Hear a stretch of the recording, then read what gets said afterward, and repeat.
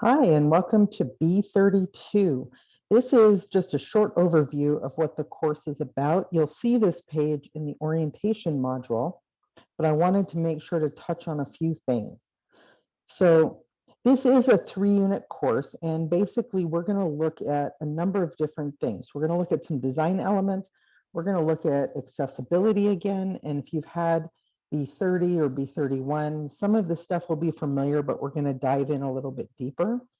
We're going to look at the issues of equity, and then we're going to dig in deep into how to humanize your course, because this is probably the number one thing that I hear from students and from teachers is they want to know that you know they're there. And so my goal is to give you lots of little tips and tricks and some big strategies for how to make sure that happens. So on this about page, on your course materials, we don't have any book for this class. You just need to have an electronic device, preferably a laptop. That'll make your life a lot easier. Although you can access Canvas through mobile devices, good internet access. There'll be links to different tools and articles and resources. So you'll need to be able to access that. We highly recommend you have a webcam and a microphone and a headset or speakers. These are just general things that you should have in an online class. So there's a link to the syllabus at the bottom of this page. You'll also find the link on the very first homepage. But I want to make sure to hit on a few important details.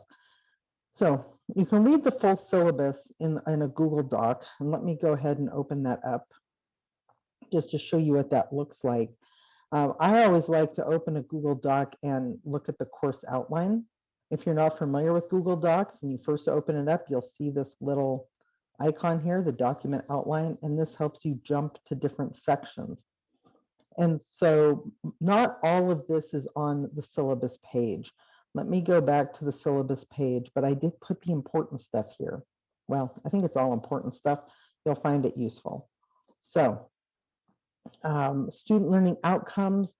Like I said earlier, your goal will be to create, analyze, and evaluate online learning content using current research-based equity standards. So we're going to show you there are actually some things you can look at to make your decisions as you're creating content. You will be able to create, analyze, and evaluate online learning content using current research-based accessibility standards.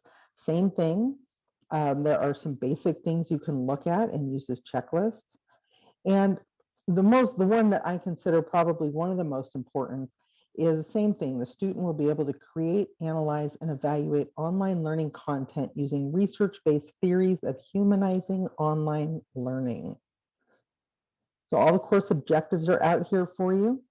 One thing that I want to point out is I have a section on communication spaces, and we have 3 different communication spaces in this class. I use these for all of my classes. We have Canvas, which is where we are now. This is the hub of the class. So most of your assignments will be posted here. All of the details will be here. If we do threaded discussions, there'll be resources, the grade book. So Canvas is the hub where everything lives.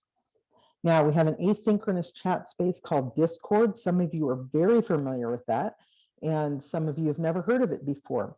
So one of the things I'm going to ask you to do as we go through this class is to give me the benefit of the doubt and just try it.